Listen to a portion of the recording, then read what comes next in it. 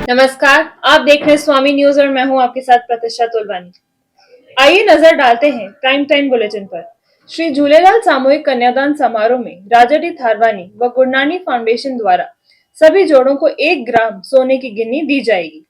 समारोह सह संयोजक हरिचंदानी ने बताया कि भामाशाहों द्वारा कन्यादान में 61 उपहार और अन्य सामग्रियां दी जा रही हैं।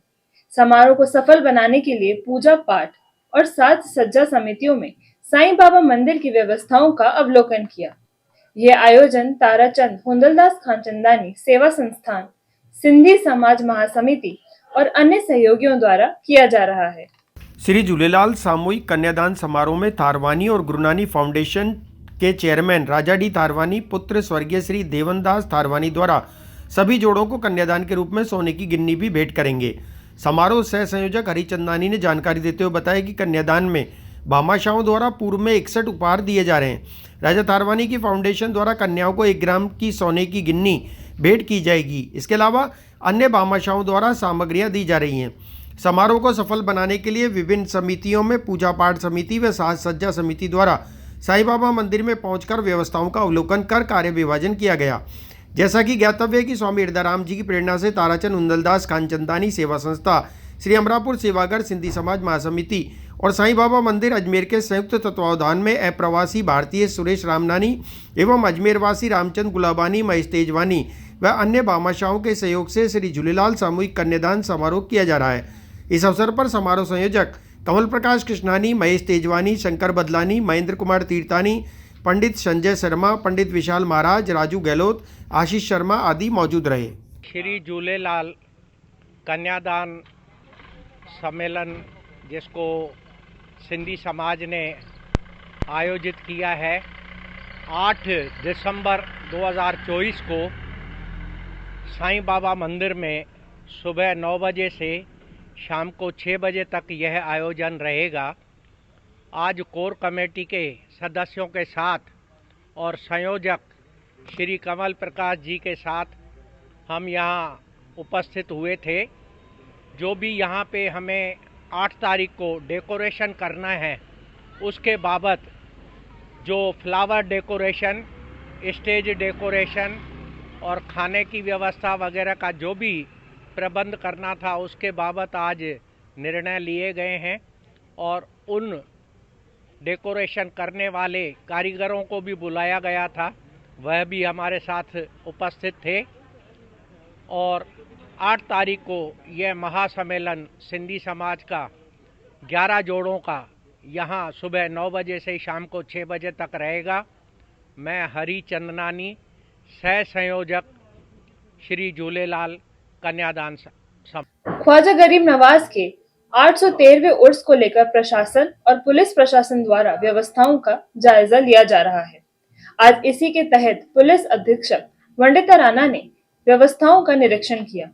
इस दौरान दरगाह अंजुमन के सचिव सरवर चिश्ती और खादिम मुकद्दस मोहिनी ने दरगाह के संबंधित जानकारी दी। उन्होंने कहा कि उर्स के दौरान बढ़ती भीड़ को देखते हुए दरगाह के सभी गेट खोले जाएंगे। देखिए, 1 महीने बाद एक उर्स का अवसर है जो एक बहुत बड़ा पूरा का पूरा अरेंजमेंट होता है। पूरे देश से बल्कि विदेशों से जाहरीन जो हैं वो अजमेर शरीफ दरगाह पर आते हैं। तो ये जो अरेंजमेंट होता है ये पुलिस प्रशासन की व्यवस्था के हिसाब से भी एक बहुत बड़ा अरेंजमेंट होता है। उसी अरेंजमेंट को ध्यान में रखते हुए आज दरगाह के अंदर और दरगाह के चारों तरफ और पूरे शहर में जहाँ जहाँ पर अपने को व्यवस्थाएं बनानी होती है उसका पूरा का पूरा जायज़ा अपनी पूरी टीम के साथ लिया जा रहा है, जिससे कि आगे आने वाले समय में जो ये पूरा का पूरा इवेंट है ये अच्छी तरीके से करवाया जा सके। और इसी के संदर्भ में आने वाले समय में समय पर मीटिंग्स भी होंगी और जिसमें जितने भी स्टेक होल्डर्स हैं सबके साथ बात करके पूरी पीसफुली और जाहरीन की जो व्यवस्थाएं हैं और सुरक्षा है उसका मैक्सिमम ध्यान रखते हुए पूरा का पूरा ये कंडक्ट कराया जाए, ये प्रायोरिटी है। अभी जायजे के अंदर क्या क्या खामियां पाई गई अंजुमन की तरफ से और दरगाह कमेटी की तरफ से बताया गया आपको? नहीं, खामियां नहीं कही जाएंगी, अभी तो ये प्रिलिमिनरी डिस्कशन है। इसमें कुछ इश्यूज़ हैं जो हमारे सामने आए हैं कि क्या हम व्यवस्थाओं को बेटर करने के लिए कर सकते हैं, उनके ऊपर पुनः चर्चा होगी और चर्चा करके जो भी अरेंजमेंट है वो बेटर से बेटर करने का प्रयास किया जाएगा। CCTV कैमरे खराब पड़े हुए हैं, मेटल डिटेक्टर खराब पड़े हुए हैं, 26-26 लाख की जो बैगेज मशीन है वो भी खराब पड़ी, इसको किस तरह इस्तेमाल करें? जो भी अपन जितनी भी व्यवस्थाएं हैं उन व्यवस्थाओं में जैसे कि मैंने कहा कि सारी चीज़ों का रिव्यू किया जा रहा है और जिन चीज़ों को इम्प्रूव करने की ज़रूरत है उसका प्रशासन के साथ, पुलिस और प्रशासन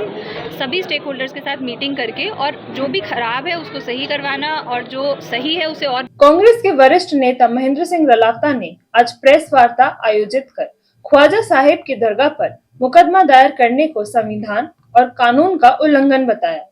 रलावता ने कहा कि 1991 के पूजा स्थल कानून के तहत दरगाह का स्वरूप बदला नहीं जा सकता। उन्होंने सुप्रीम कोर्ट से हस्तक्षेप की अपील की। रलावता ने अजमेर के बढ़ते अपराध, गड्ढों से भरी सड़कें और पेयजल संकट पर भी चिंता जताई। विजय जैन ने अजमेर की दुर्दशा के लिए बीजेपी की ट्रिपल इंजन सरकार को जिम्मेदार ठहराया। अजमेर का जो माहौल है सांप्रदायिक सौहार्द का, अजमेर का माहौल है विकास का, अजमेर का माहौल है प्रकृति का, और जो मोमेंट जो आज इन दिनों में के अंदर हमारे हुआ, 1 साल 25 नवंबर के दिन वोट गिरे थे।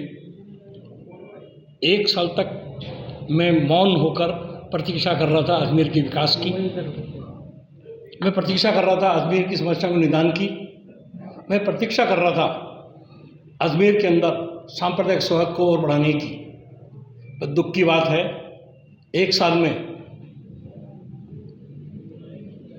दरगाह के वाले मूवमेंट पर जिस तरह की बातें की जा रही है और जिस तरह की जो बातें करने के साथ जिस तरह का मूवमेंट खड़ा किया जा रहा, तो मैंने आज स्पष्ट रूप से इसके लिए कहा है कि 1991 का जो एक्ट है उसमें स्पष्ट प्रावधान है कि 15 अगस्त 1947 के पूर्व की स्थिति एब्सेंट बाबरी मस्जिद को सरकार मेंटेन करने का अधिकार केंद्र सरकार का है।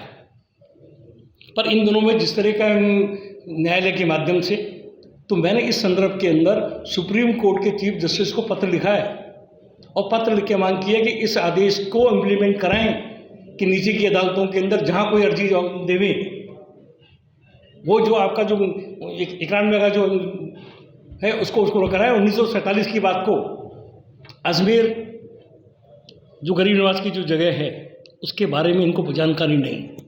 अजमेर के अंदर 7 लाख की पॉपुलेशन है, एक व्यक्ति अजमेर का नहीं मिलता है रिट करने के लिए, राजस्थान का नहीं मिलता है, दिल्ली का आदमी आके यहाँ रिट करता है, माहौल ख़राब करने की बात करता है बिना तथ्यों के आधार पर।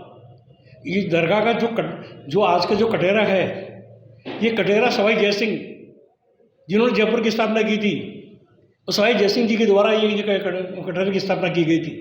जहाँ महाराणा प्रताप की बात करते हैं, हिंदुआ सूरज की, महाराणा प्रताप की जहाँ बात करेंगे, उन महाराणा प्रताप ने के वंशज जगत सिंह जी ने इस दरगाह को 4 गांव दिए।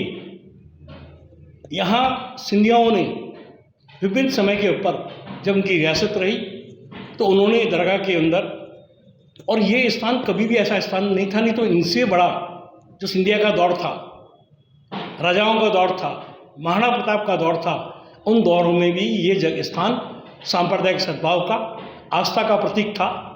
सभी धर्म, सभी मजहब, सभी के लोग बड़ी शिद्दत के साथ यहाँ आते हैं, अपनी बात रखते हैं। पर जिस तरह का माहौल इस देश में बन रहा है, क्योंकि ये महंगाई को कंट्रोल नहीं कर पा रहे हैं, ये बेरोजगारी को नहीं रोक पा रहे हैं, ये विकास को खड़ा नहीं कर पा रहे हैं, तो लोगों को दिग्भ्रमित करने के नाम के ऊपर इस टाइप के नए सबूत छोड़कर भाई से भाई को लड़ाने का जो प्रयास कर रहे हैं, मैं उसकी निंदा करता हूँ। पिछले दिनों के अंदर इन्होंने भी बात कही कि रोहिंग्या के नाम के ऊपर, बांग्लादेश के नाम के ऊपर, वन विभाग की सर्वे के नाम के ऊपर मेरा एक ही निवेदन है, और मैंने कहा कि अजमेर में जितनी भी कच्ची बस्तियाँ फॉरेस्ट लैंड पे बनी हुई है, उन सबका नियमन होना चाहिए, नियमन किया जाना चाहिए।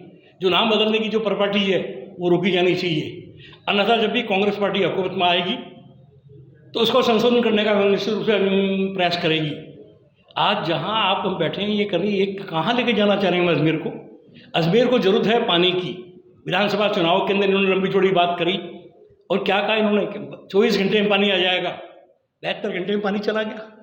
186 करोड़ रुपए अमृत योजना के, ये कहेंगे भारत सरकार के हैं, हाँ भारत सरकार के हैं। आप देखिए कि मैं इन दिनों चुनाव से जैसे मैं बाहर था और निश्चित रूप से मान के मैंने जिलाधीश महोदय से समय मांगा है और मैं सोमवार के दिन जिलाधीश महोदय से मिलूंगा।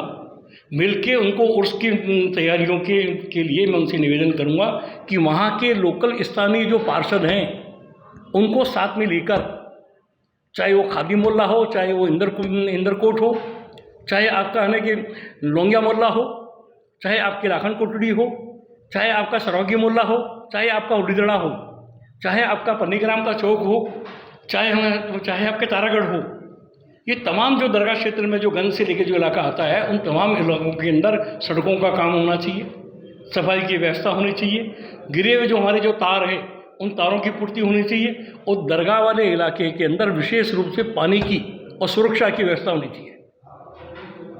आप लोगों से क्या संदेश देना चाहते हैं? मैं लोगों से एक ही निवेदन करना चाहता हूँ कि आप ये लोग जितनी भ्रांतियाँ फैला रहे हैं, जितना भाई से भाई को लड़ाने की बात कर रहे हैं, इस अजमेर की सभ्यता और संस्कृति के 75 साल में हमारे यहाँ शहर के अंदर कभी कर्फ्यू नहीं लगा।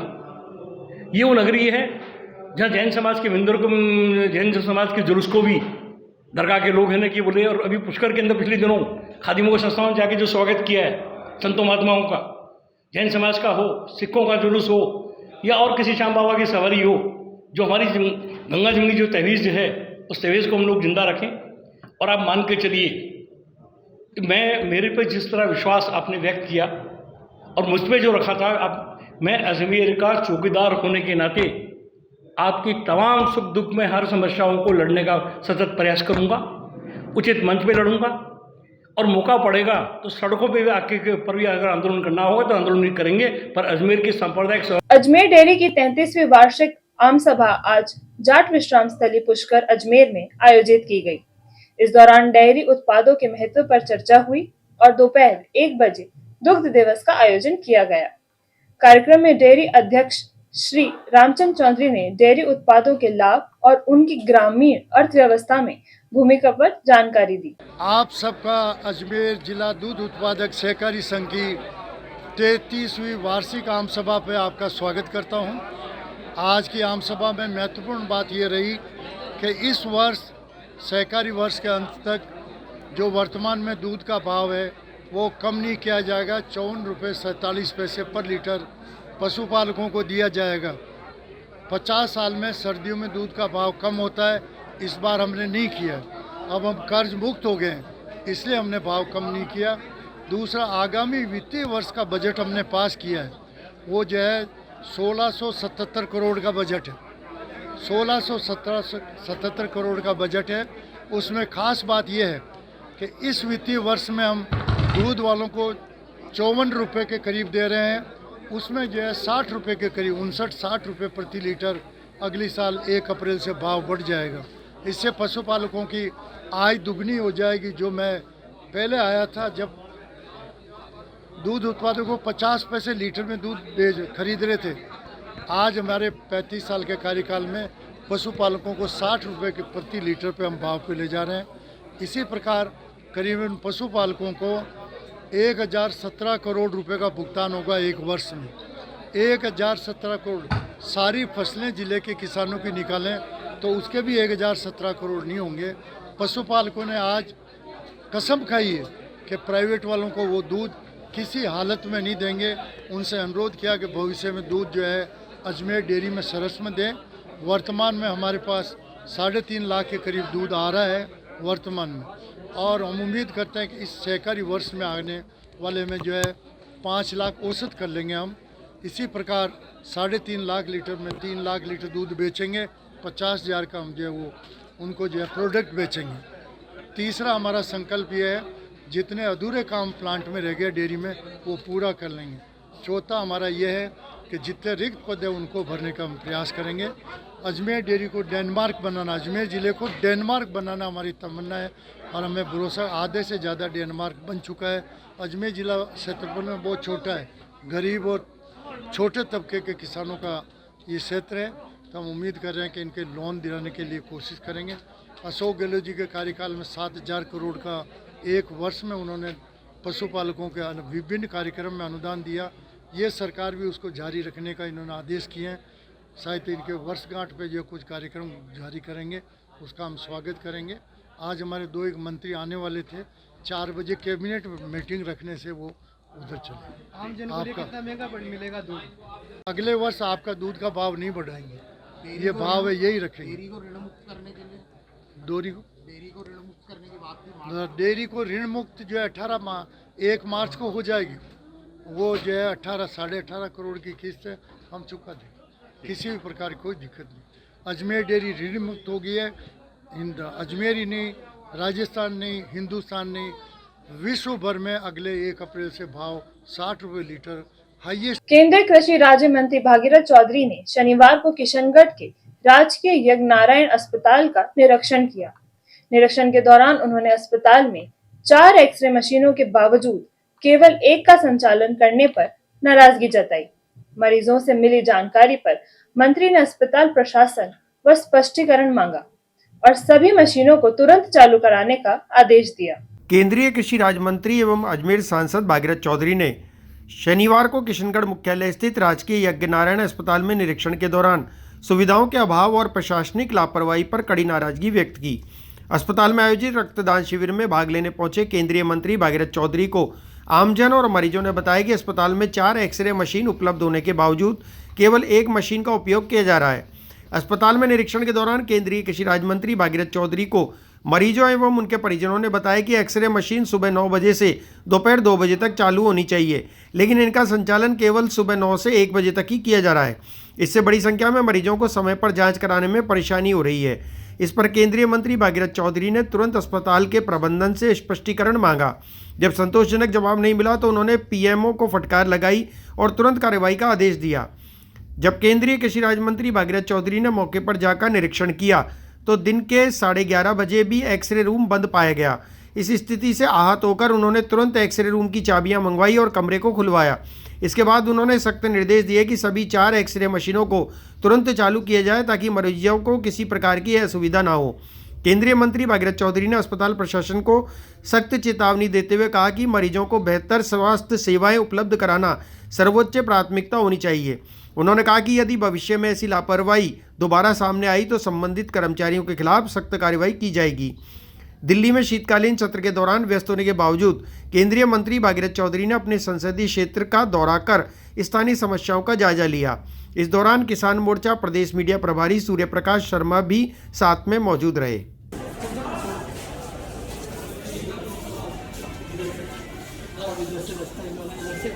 चाबी लाओ,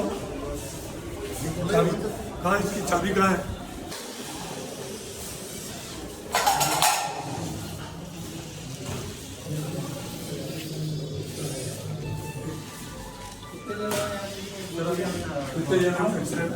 अभी प्रेजेंट में 5 लोग क्यों लग रहे छत्रपति सर आए नहीं, लोग लगा देते उस रूम में कोई बैठने में उसको सामान कोई पैसा ना को ले गया। हाँ सर, कल सर मैसेज कितनी चालू है सर? अभी 1 मशीन पे काम कर रहे हैं। मशीन में अपने आप 1 मशीन चल रही है क्या? हाँ, तो नहीं देख रहा। नहीं, काम एक पर ही कर रहा है। काम एक पर कर रहा है। एक पर क्यों सर? अभी पैसा नहीं, स्टाफ छुट्टी पे है। 19 स्टाफ जनता को मरने दे। नहीं सर, मरने नहीं दे। क्यों सर? मशीन एक भी काम कर रहे, स्टाफ कम है। कितने जने हो तुम? 4 हो। 4, 5, अभी 5 अब 4 हो। काम दे मत 3 फिर 2 फिर तो क्या करेंगे? अच्छा चलो ठीक नहीं चलो कौन जी? गरीब आदमी है, लाइन में लगते कुछ क्या चीज होती है? क्या नाम है? टाइम क्या देखने करने का टाइम क्या है? 9 से 1 बजे तक। क्यों 2 बजे तक है? पूरे काम में 2 बजे तक है तुम्हारी यहाँ? 1 बजे अलग ठीक सर। 3 बजे भाई 2 से 2 बजे तक है, तुम 1 बजे क्यों? फैसावर क्षेत्र में एकात्म मानव दर्शन अनुसंधान एवं विकास संस्थान अजमेर द्वारा अनुष्ठान स्वाध्याय मंडल का गठन किया गया। इस अवसर पर राष्ट्र के समक्ष विद्यमान चुनौतियों, प्रबुद्ध जनों का दायित्व विषय पर व्याख्यान आयोजित हुआ। मुख्य वक्ता पूर्व मेयर धर्मेंद्र गहलोत ने जाति पांत, बेरोजगारी, शिक्षा प्रणाली, पर्यावरण और लोकतंत्र में धनबल के बढ़ते प्रभाव जैसी चुनौतियों पर प्रकाश डाला। उन्होंने प्रबुद्ध जनों को जागरूक होकर समाज के सम्मान बढ़ाने का आह्वान किया। फाइसागर क्षेत्र में एकात्म मानव दर्शन अनुसंधान एवं विकास प्रतिष्ठान अजमेर द्वारा अनुष्ठाय स्वाध्याय मंडल का गठन किया गया। एक व्याख्यान कार्यक्रम आयोजित कर राष्ट्र के सम्मुख विद्यमान चुनौतियां, प्रबुद्धजन का दायित्व क्या है विषय पर मुख्य वक्ता पूर्व मेयर धर्मेंद्र गहलोत ने देश के सम्मुख प्रमुख चुनौती के बारे में उल्लेख किया। जात पात, बेरोजगारी, शिक्षा प्रणाली, पर्यावरण का बिगड़ता स्वरूप, लोकतंत्र में धनबल का बढ़ता प्रभाव, ये सारी समस्याएं हमें एक विकसित राष्ट्र बनने की दिशा में एक विराम लगा देगी। अतः यदि समाज के प्रबुद्धजन हाथ पर हाथ धरकर सिर्फ सरकारों के भरोसे बैठे रहे तो ठीक नहीं। अतः समाज को जागरूक होकर आपसी संवाद कायम करना होगा। गहलोत ने प्रबुद्धजन को निरंतर आपसी चर्चा करते रहना आवश्यक है। इस अवसर पर संस्था के संयोजक आनंद सिंह ने संस्था के बारे में जानकारी दी, स्वाध्याय मंडल का महत्व बताया। नवगठित अनुष्ठान स्वाध्याय मंडल के संयोजक पूरन शर्मा ने इस मंडल को सक्रिय करने का भरोसा दिलाया। इस मंडल के संरक्षक ज्ञान सारस्वत ने सभी का आभार प्रकट किया एवं भविष्य में भी पूर्ण सहयोग के लिए आश्वस्त किया। संचालन सह संयोजक सुभाष दत्त शर्मा ने किया।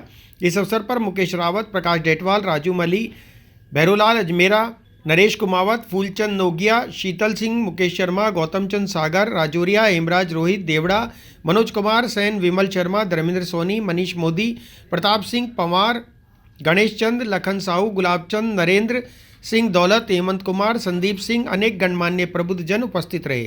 रोटरी क्लब अजमेर मेट्रो ने आज जेलन अस्पताल अजमेर में एड्स पीड़ित 50 बच्चों के लिए दान शिविर आयोजित किया। इस पहल में डॉक्टर ज्योत्सना चंदवानी ने पोषण युक्त भोजन और कपड़े वितरित किए। श्री हीरा लखियानी ने सर्दियों से बचाव के लिए कंबल दिए और पीएमपीएस सोसाइटी ने बॉडी वार्मर, कैप और मोजे प्रदान किए। आज जवाहरलाल नेहरू प्रांगण में विश्व एड्स दिवस पर रोटरी क्लब अजमेर के मेट्रो डिवीज़न ने 50 HIV पीड़ित बच्चों को एक किट का दान किया है। इस किट में एक वुलन कैप, इनर, एक वुलन लोअर और एक कंबल का दान किया है। और इसी में एक फूड पैकेट दिया गया है जो कि घर में निर्मित किए गए हैं। लड्डू हैं, मिठाई है जो घर में बनाई गई है देसी घी में, वो इन बच्चों को वितरित की जा रही है। रोटरी क्लब हमेशा से अग्रिम रहा है जेलन में, हमेशा भामाशाह के रूप में। इसके लिए इनको बहुत बहुत धन्यवाद। हमेशा की तरह ही इन्होंने कोई ना कोई चैरिटी करते आए हैं। इसी श्रेणी में इन्होंने आज HIV बच्चों को 50 किट का दान किया, डोनेशन दिया है और बच्चों को प्रेरित करेंगे कि ये स्वस्थ रहें और हमेशा हेल्दी रहें और आने वाली सर्दी में ये इनको कुछ भी नुकसान ना हो, इसलिए इन्होंने प्रेरित करने के लिए ये डोनेशन दिया। इनके प्रेसिडेंट मानुष और हीरा लखियानी जी जो फाइनेंस ग्रीडिंग चेयरमैन हैं, रितंबरा रानावत जी और आशा जाजुवानी इवेंट कोऑर्डिनेटर हैं, जोशना चांदवानी जी डायरेक्ट सर्विस प्रोजेक्ट हैं, डॉक्टर जवाहरलाल गारिया जी जो कि पैटर्न है PMPS एंड नितिन सनाडे जी जो कि वाइस प्रेसिडेंट है इस ग्रुप के। इन सभी को मेरी तरफ से बहुत बहुत धन्यवाद, आभार जो इन्होंने सराहनीय काम किया। Thank you. आज हमने रोटरी मेट्रो की तरफ से और PMPS की तरफ से हमने 50 HIV पॉजिटिव बच्चे जो HIV पॉजिटिव हुए, उनकी कोई गलती नहीं थी, जिस वजह से उन बच्चों को, उन अनाथ बच्चों को हमने विंटर स्वेटर, पजामा, टोपा, प्रोटीन डाइट के फूड पैकेट्स एवं ब्लैंकेट्स हमने हमारे स्तर पे रोटरी फाउंडेशन एवं PMPS के स्तर पे डोनेट किए हैं जेलन ART सेंटर को। आपका नाम? मेरा नाम डॉक्टर ज्योति। पंचील नगर के A ब्लॉक के मुख्य सड़क और गलियों के निर्माण कार्यों की शुरुआत आज विधिवत वैदिक रीति से पूजा अर्चना के साथ हुई। इस कार्य पर करीब 4 करोड़ रुपए की लागत आएगी। निर्माण कार्य का शुभारंभ आज राजस्थान विधानसभा अध्यक्ष वासुदेव देवनानी द्वारा किया गया। आज वार्ड 76 पंचशील के अंदर आज एक अभूतपूर्व और बड़ा खुशी का दिन है। कि आदरणीय देवनानी जी की अनुशंसा के ऊपर एडीए द्वारा लगभग 4 करोड़ के सड़क निर्माण कार्य का शुभारंभ हुआ है, जिसके अंदर ए ब्लॉक के सराउंडिंग जो 120 और 80 फुट की सड़कें उनका पुनः निर्माण, प्लस ए ब्लॉक के अंदर जितनी भी अंदर की गलियाँ हैं काफ़ी जीर्ण शीर्ण अवस्था में हो गई थी और करीब पिछले 15-20 सालों से उनके ऊपर डामरीकरण नहीं हुआ था। तो हमारा प्रयास था काफ़ी लंबी समय से कि इन सड़कों के ऊपर वापस रिकारपेटिंग हो ताकि लोगों का जीवन स्तर सुधरे, यहाँ का आवागमन सुदृढ़ हो और जो लोगों को जो रोज़मर्रा में जीवन में परेशानी आ रही है, इतनी पॉश कॉलोनी है उसके बाद भी सड़कें बदहाल हो रही थी, तो उसमें उन्नति हो, सुधार आए। तो आज देवनानी जी के आशीर्वाद से ये कार्य संपन्न हुआ है और आगामी 3 महीने के अंदर ऐसा कहा गया अधिकारियों के द्वारा कि 3 महीने के अंदर अंदर ये सड़कें पूरी बन जाएंगी। आज कौन-कौन था इस कार्यक्रम में? इस कार्यक्रम में हमारे साथ में आज हमारे शक्ति केंद्र प्रभारी राजेंद्र किशोर जोशी जी, बूथ अध्यक्ष लालटून साहू, हमारे विकास ए ब्लॉक विकास समिति के संरक्षक सभा अध्यक्ष ज्ञान सिंह जी पंवार, लखियानी जी, विष्णु सिंह जी और काफ़ी संख्या के अंदर यहाँ पर आज हमारे ए ब्लॉक से और यहाँ पे पंचायत के कार्यकर्ता और बंधुवर यहाँ पर मौजूद थे। सबके मन में खुशी थी कि आज करीब 15 से 20 साल बाद कोई पंचशील के अंदर सड़क कार्य शुरू हुए।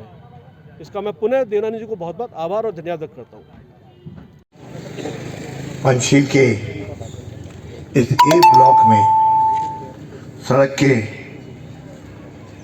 बनने के श्री गणेश के अवसर पर आपके यहाँ के पार्षद भाई अतीश जी, दोनों हमारे मंडल के अध्यक्ष भाई दीपेंद्र जी, भाई सतीश जी, यहाँ के शक्ति केंद्र प्रभारी भाई राजेश जी, समिति के सभी सदस्यगण, आगंतुक मेरे भाइयों और बहनों, अजमेर विकास की राह पर चल पड़ा है और लगातार पिछले कुछ समय से मैं समझता ऐसा कोई दिन नहीं जा रहा होगा जहाँ कहीं ना कहीं विकास की कोई बात नहीं हो पा रही है।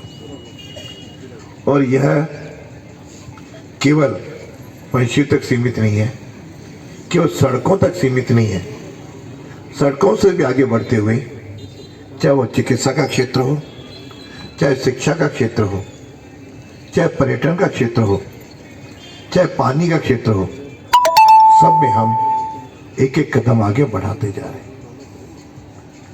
हालांकि कई लोगों को तो रास आ रहा है, कुछ को रास नहीं आ रहा है। रोज नए नए प्रश्न भी खड़े करेंगे, कब बनेगी। और अपन भी यहाँ पे लोग बैठे हैं, कभी अपन ने अपने मकान की कभी शुरुआत की होगी तो एक दिन में तो मकान बनाना ही होगा।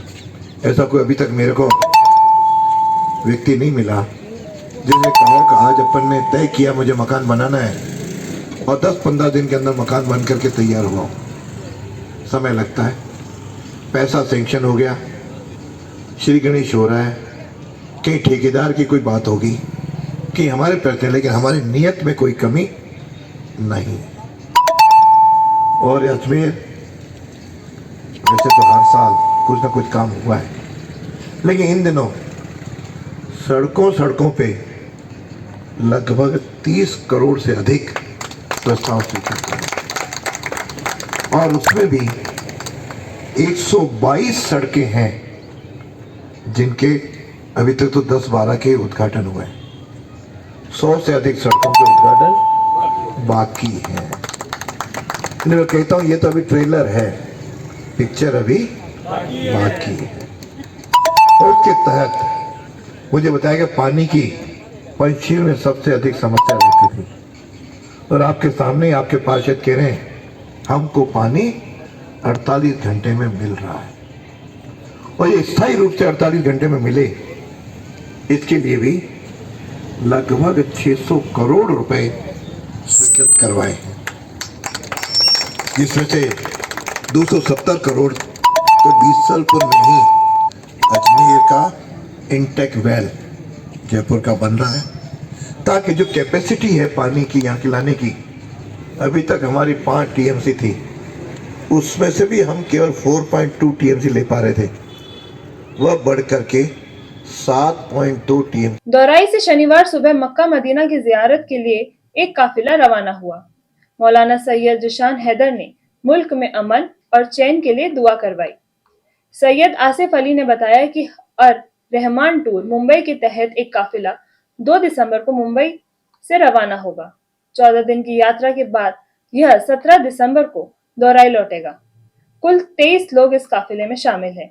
जायरीनों को स्थानीय लोगों ने ईमान जामीन बांधकर सौहार्दपूर्ण माहौल में रुखसत किया। अल्हम्दुलिल्लाह रब्बिल आलमीन वस्सलातु वस्सलाम अशरफुल अंबिया व मुरसलीन अम्मा बाद।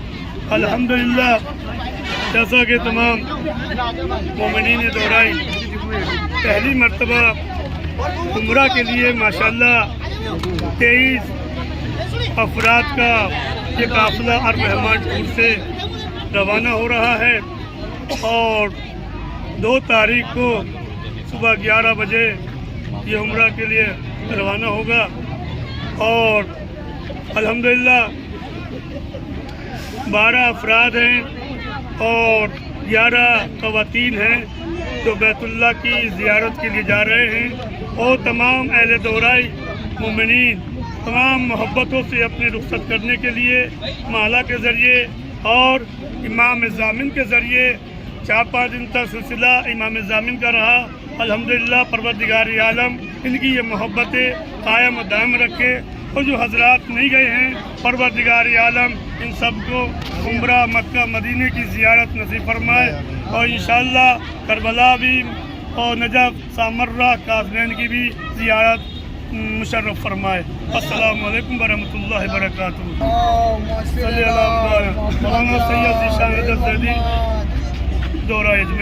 अजमेर के पैराडाइजो मैरिज हॉल में एक शादी समारोह के दौरान बैग से ज्वेलरी चोरी होने का मामला सामने आया। पीड़ित परिवार ने सिविल लाइंस थाने में अज्ञात चोर के खिलाफ शिकायत दर्ज करवाई है। पुलिस ने मामला दर्ज कर जांच शुरू कर दी है और सीसीटीवी फुटेज खंगाले जा रहे हैं। कल एक परिवादी हैं दिनेश जी, उन्होंने मुकदमा दर्ज कराया है कि पैराडाइजो में उनका कोई बेटी की शादी थी, उसमें कोई ज्वेलरी के आइटम थे जो कमरे में रखे हुए थे, उसमें से कोई अज्ञात व्यक्ति निकाल ले गया। उस संदर्भ में प्रकरण दर्ज हुआ है और उसको निकालने के लिए हम लोगों ने थाना स्तर पर कोई टीम भी गठित की है, प्रयास जारी है।